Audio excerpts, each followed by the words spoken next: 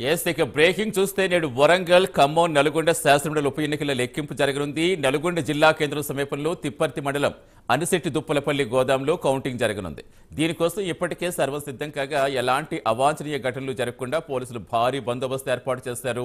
నియోజకవర్గ పరిధిలో 12 జిల్లాల్లో మొత్తం 4,63,839 మంది ఓటర్లుంటే 72.44% ఓటింగ్ నమోదైంది. మొత్తంగా 605 పోలింగ్ కేంద్రాల్లో ఎన్నిక నిర్వహించారు. ఎన్నికల లెక్కింపు 4 హాలులు నిర్వహించనున్నారు. ఒక్కో హాలులో 24 లెక్కింపు టేబుళ్లు చొప్పున మొత్తంగా 96 టేబుళ్లు ఏర్పాటు చేశారు. బ్యాలెట్ పేపర్ ద్వారా ఎన్నికలు జరగడంతో ఓట్ల లెక్కింపు ఆలస్యమయ్యే అవకాశం ఉంది.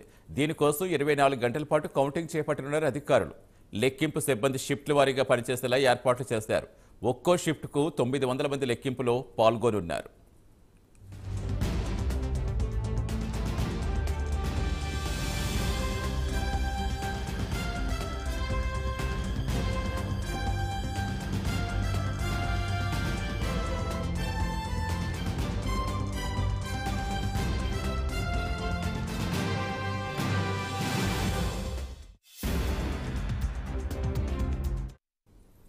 నేడు వరంగల్, ఖమ్మం, నల్గొండ శాసనమండలి ఉప ఎన్నికల లెక్కింపు జరగనుంది. నల్గొండ జిల్లా కేంద్ర సమీపంలో తిప్పర్తి మండలం అనిశెట్టి దుప్పలపల్లి గోదాంలో కౌంటింగ్ జరగనుంది.